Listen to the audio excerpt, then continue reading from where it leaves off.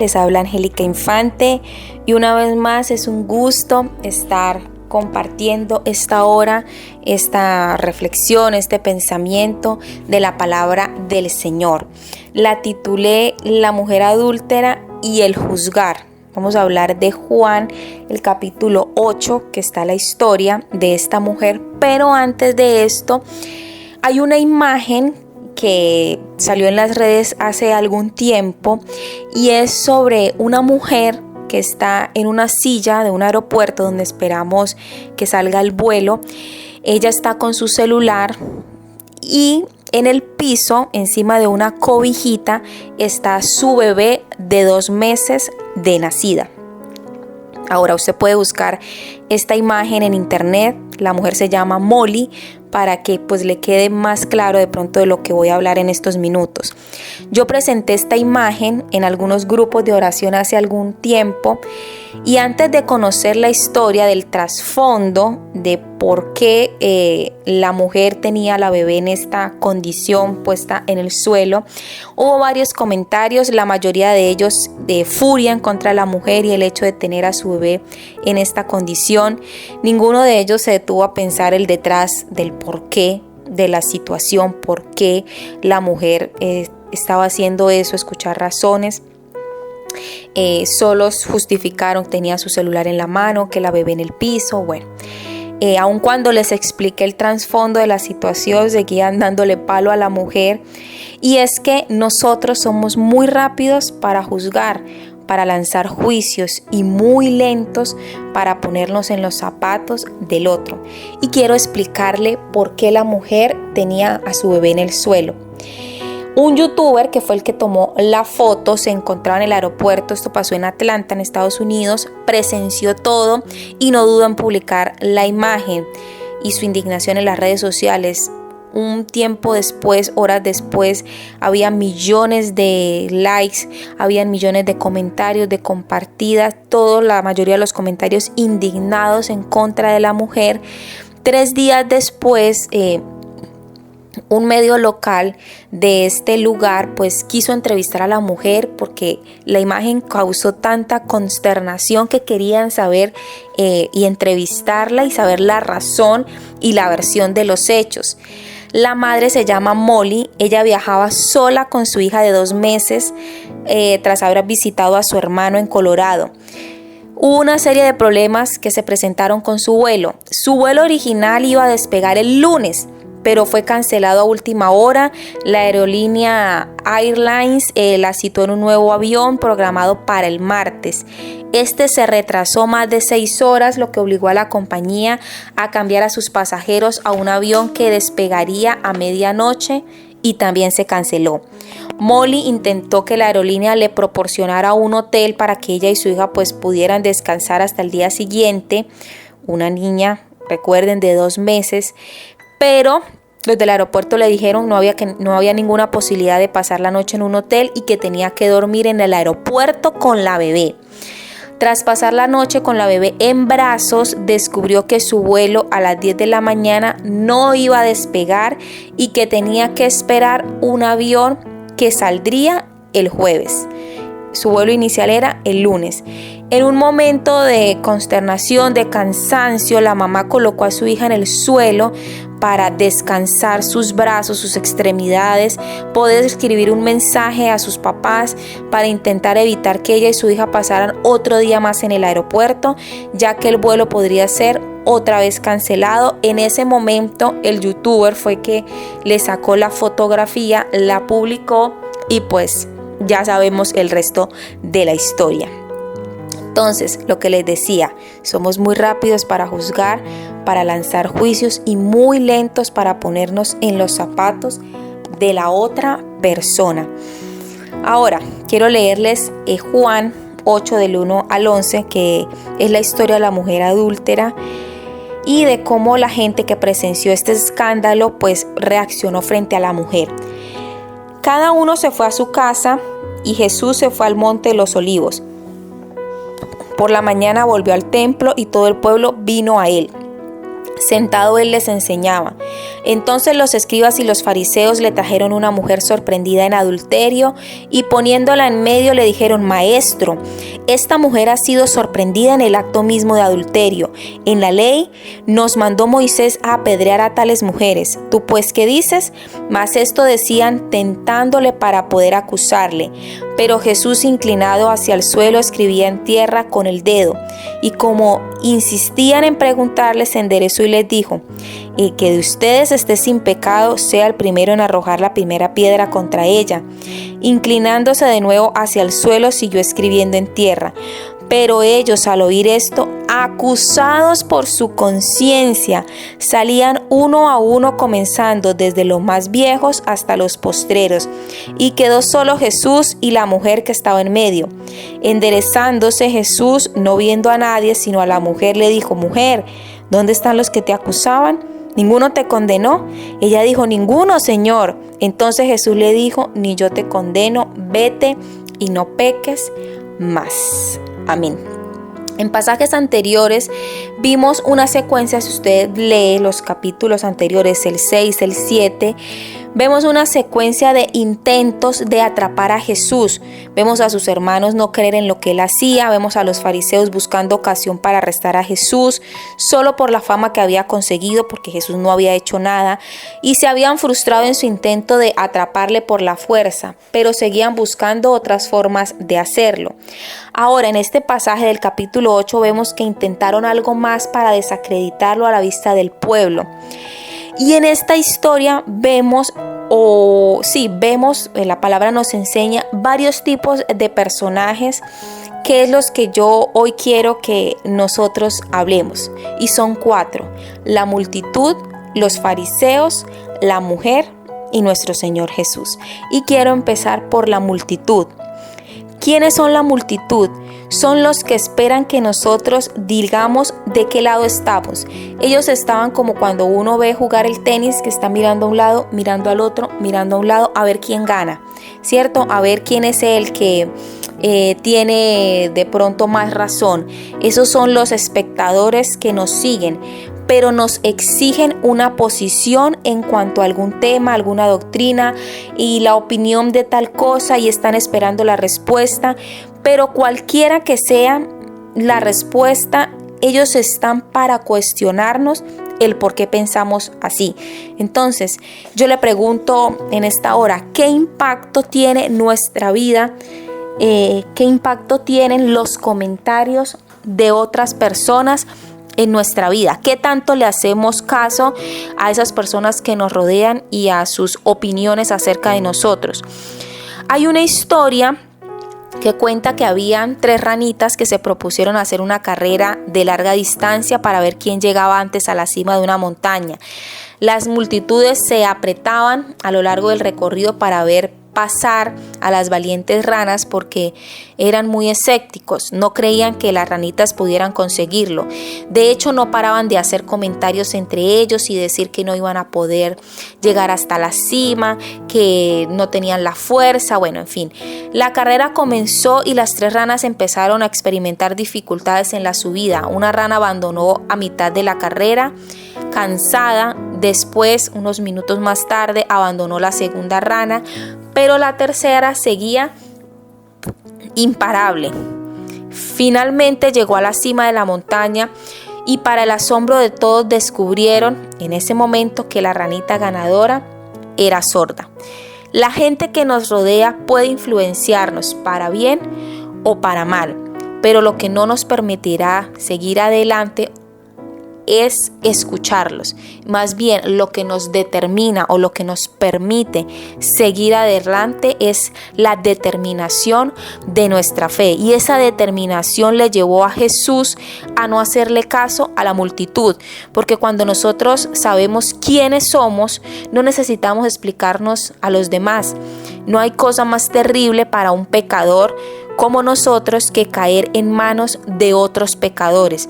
¿Sabe por qué? Porque el pecado nos ciega tanto que nos ciega las faltas propias, mientras que nos despierta, nos agudiza los sentidos para descubrir las faltas o los pecados de los demás.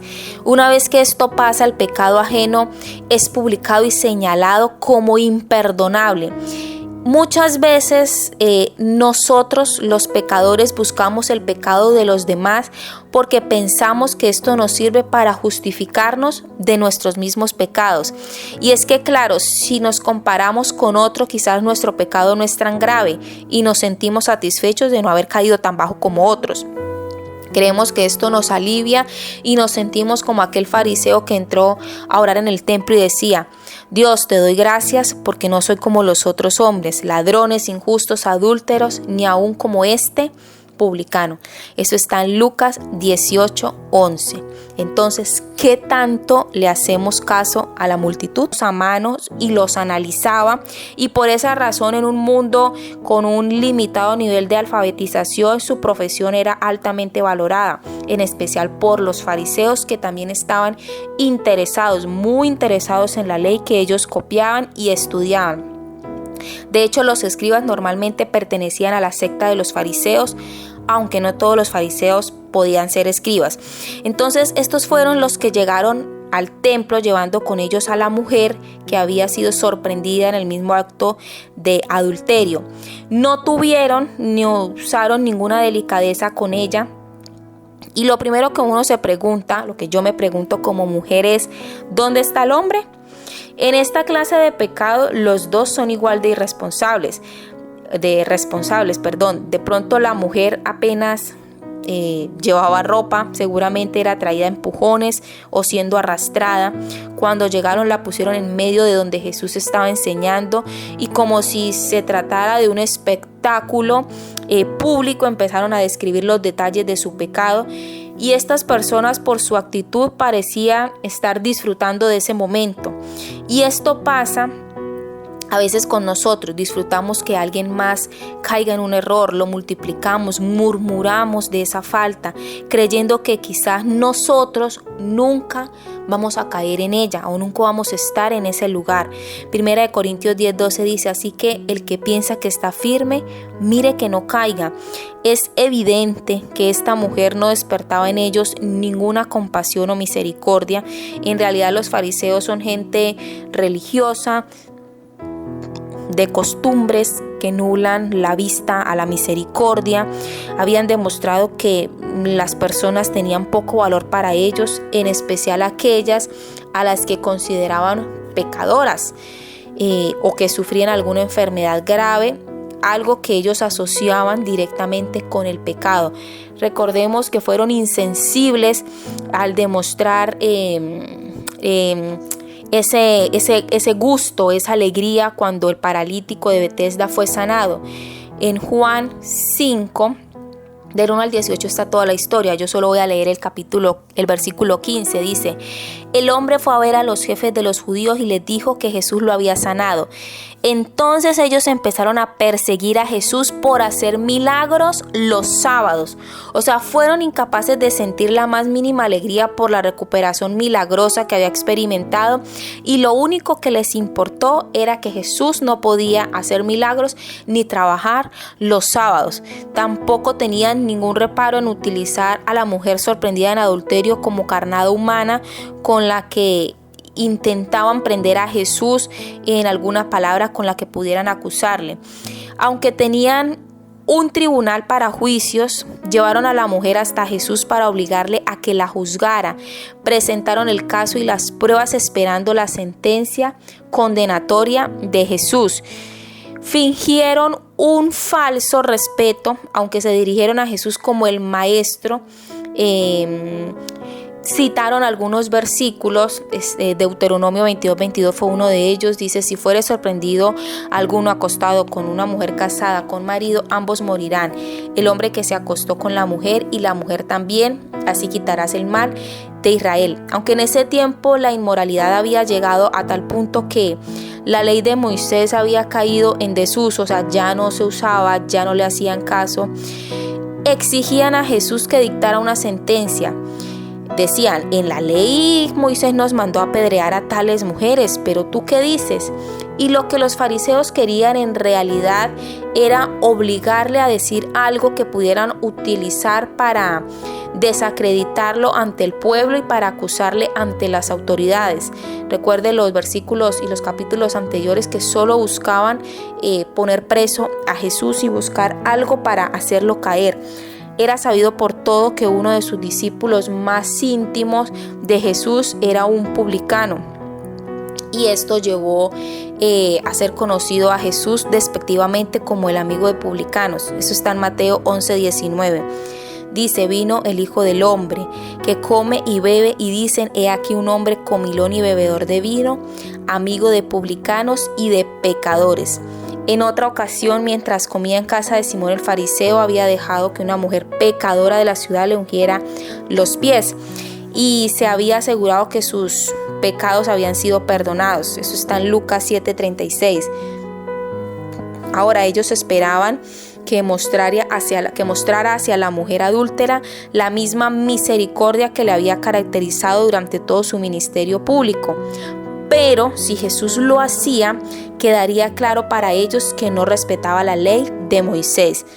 Nosotros muchas veces como fariseos, con piedras en las manos, condenando a otros, con versículos en la boca, porque recuerde que ellos le citaron: es que la ley dice en Deuteronomio, es que en Levítico dice, es que Moisés dijo, es que los mandamientos dicen. Entonces a Jesús, si condenaba a la mujer, ¿dónde está la gracia, maestro? Y si la perdonaba, entonces estaba negando la ley. Si la ley, bueno, en fin, era una trampa para hacer caer al maestro.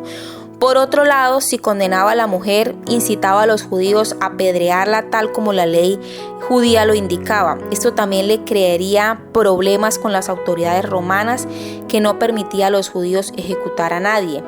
Juan 18:31 dice: entonces le dijo Pilato: tomadle vosotros y juzgadle según vuestra ley. Y los judíos le dijeron: a nosotros no nos está permitido dar muerte a nadie. Entonces parecía que los escribas y los fariseos habían preparado una trampa magnífica con mucha precisión, y dijera lo que dijera Jesús, para donde se fuera, ellos tenían la ocasión y la oportunidad de acusarle. Pero ignoraban que Jesús es Jesús, el Rey de Reyes, es lo máximo, y que aquel que querían atrapar era el mismo Hijo del Señor. En Job 5:13 dice: Dios hace que los astutos caigan en sus propias trampas, les desbarata sus planes malvados y les arruina sus malas acciones. ¿Sabe qué hacemos nosotros cuando nos parecemos a los fariseos? Invocamos la ley pensando en aplicar sus castigos a otros, pero nosotros mismos nunca nos ponemos bajo esa autoridad. Me encanta cuando el Señor nos obliga a que examinemos nuestro propio corazón. Juan 8:7, el versículo 7 de Juan, el que estamos leyendo, dice: sin embargo, como no dejaban de hacerle preguntas, Jesús se levantó y les dijo: si alguno de ustedes nunca ha pecado, tire la primera piedra. Me gusta cuando dice: y acusados por su propia conciencia, empezaron a retirarse y a dejar caer las piedras de uno en uno. Rescato algo de los fariseos, y es la sinceridad al reconocer que ellos en algún momento también habían pecado. Cuando se encontraron con sus conciencias y no seguir juzgando a otros porque ellos mismos podían salir juzgados. Y creo que esta es la enseñanza de estas malas personas, de este mal grupo que se dejaron corregir por su conciencia. Lo que el Señor pretendía o les estaba enseñando era que en materia de juicio es tan importante la culpabilidad del acusado como la inocencia de los acusadores. El Señor no negó la culpabilidad de la mujer, pero ¿estaban los que lo acusaban libres de pecado? ¿No respiraban odio contra Jesús y buscaban la forma de matarlo, como vemos en pasajes anteriores? Entonces, a veces debemos, como ellos, dejar caer las piedras al suelo, y hoy yo lo animo para eso, para dejar caer los prejuicios, los señalamientos que le hacemos a otros, sabiendo que en algún momento podemos estar nosotros en esa situación de sentencia. Mateo 7:2 dice: si son muy duros para juzgar a otras personas, Dios será igualmente duro con ustedes. Él los tratará como ustedes traten a los demás. Esto nos enseña cuán grande es el poder de la conciencia, y a pesar que tenían un corazón endurecido, Aún así sintieron dentro de sí la voz acusadora de la conciencia. Y esto es así porque Dios ha dejado su ley escrita en el corazón del hombre. Romanos 2:15 dice: es como si tuvieran la ley escrita en su mente. Su conducta así lo demuestra, pues cuando piensan en algo ya saben si eso está bien o está mal. Nosotros en nuestra conciencia lo sabemos. Y aunque es cierto que por sí sola no puede conducirnos la conciencia a la salvación eterna y que también puede extraviarse, sin embargo puede ayudarnos a entender nuestra propia culpabilidad, que era lo que Jesús pretendía con los que tenían las piedras en la mano. Así era como pensaban los fariseos que llevaron a la mujer adúltera ante Jesús. Ellos se sentían justos cuando se comparaban con ella. Y quizás sí, cuando nos comparamos con otros, puede parecer que nuestros pecados no son tan graves, no son tan grandes, pero es que ¿sabe con quién debemos compararnos? Con Jesús. Porque Dios nunca nos juzga comparándonos con otras personas, con otros pecadores peores que nosotros, sino con Él mismo. Como les decía anteriormente, nosotros no nos debemos comparar con el que está al lado, sino con Jesús, porque Él en su propia ley divina, santa y perfecta es que nos compara. Y ahora quiero hablarles de la mujer, de la protagonista de nuestra historia.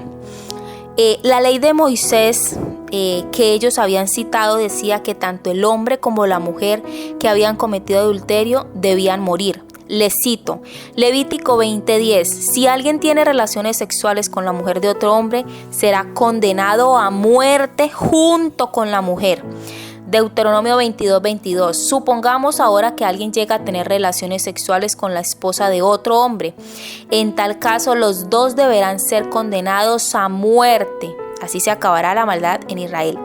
Sin embargo, aunque habían sorprendido a los dos en el mismo acto de adulterio, solo habían llevado a la mujer ante Jesús. ¿Por qué?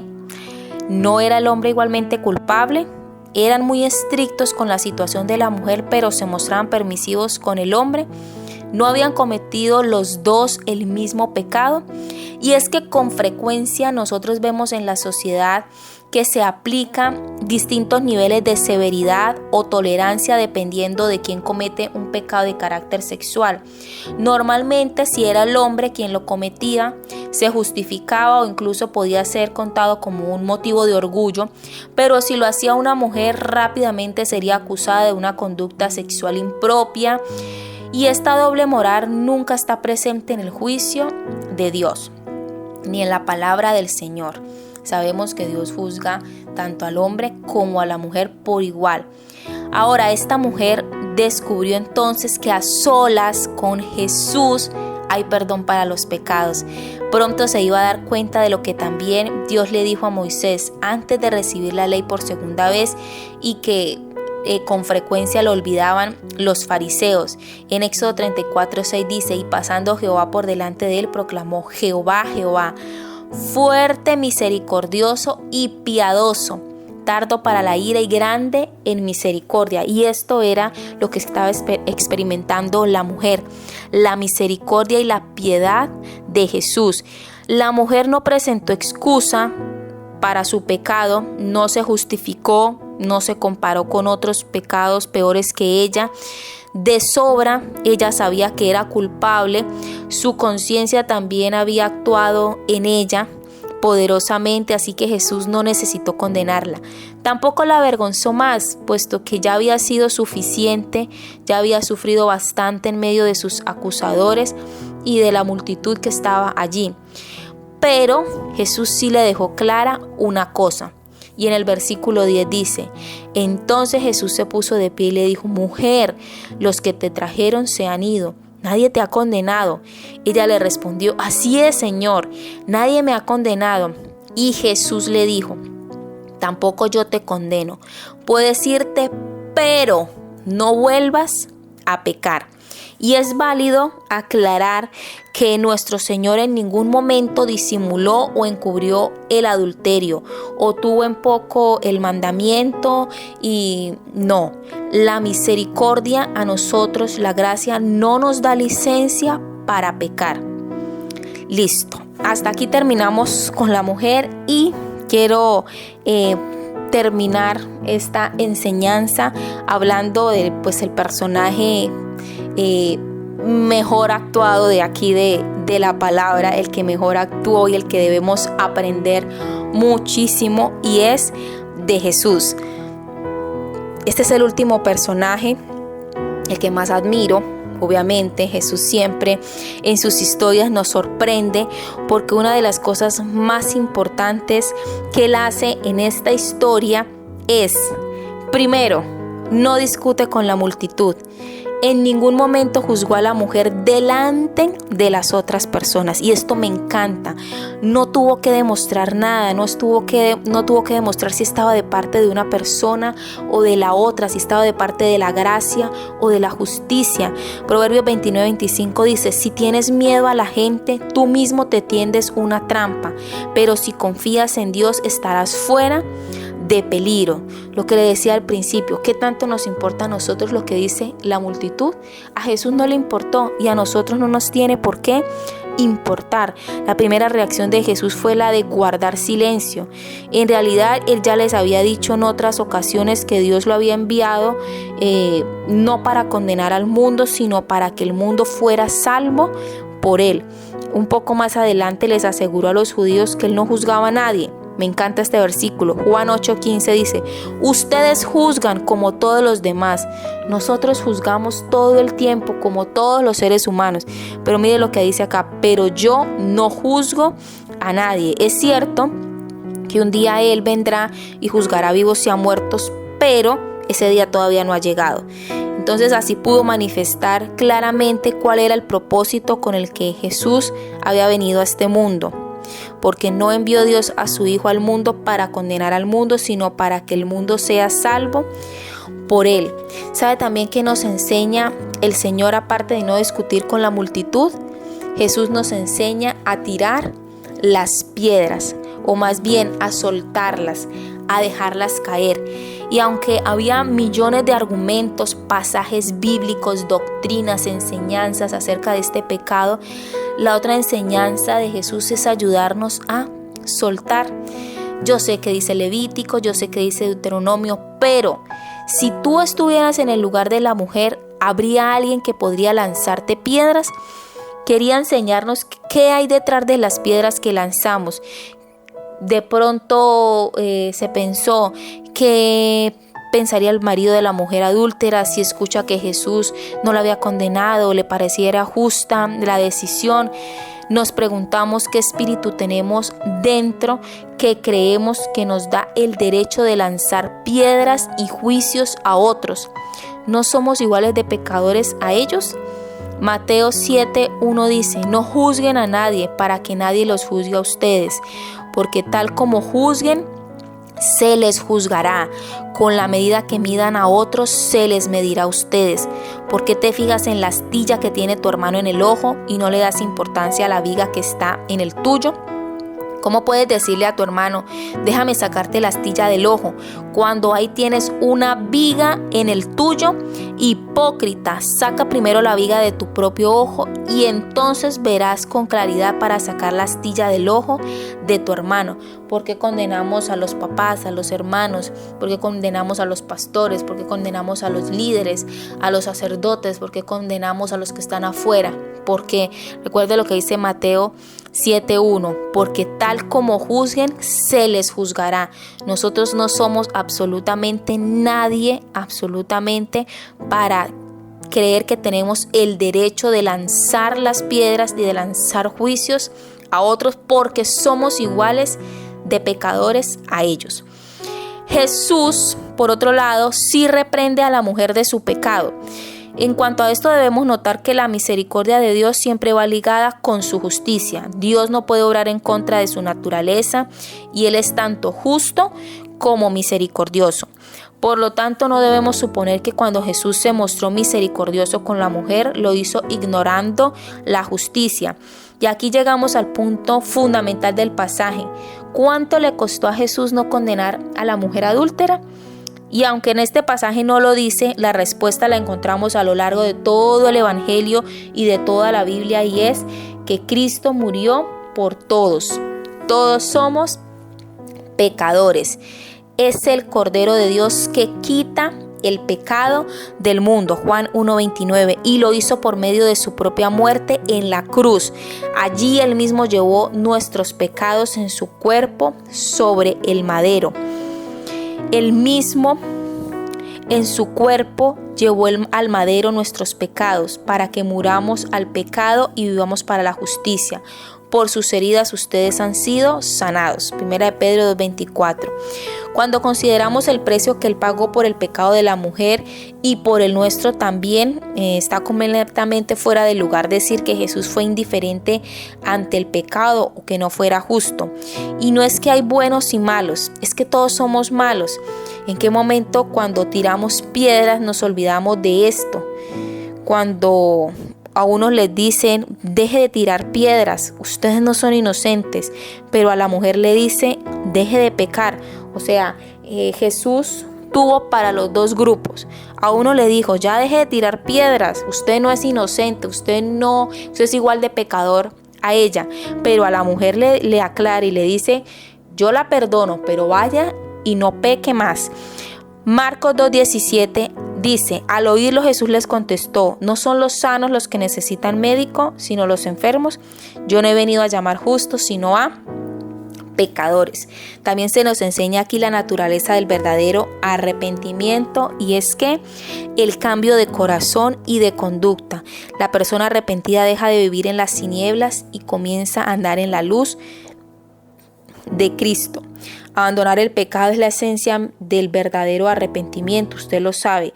De nada sirve ante los ojos de Dios ese arrepentimiento que únicamente consiste en palabras, en deseos, en deseo de corazón, en buenos propósitos. Hasta que una persona no deja de hacer el mal y abandona sus pecados, no puede decirse que se haya arrepentido verdaderamente. Este es el orden correcto.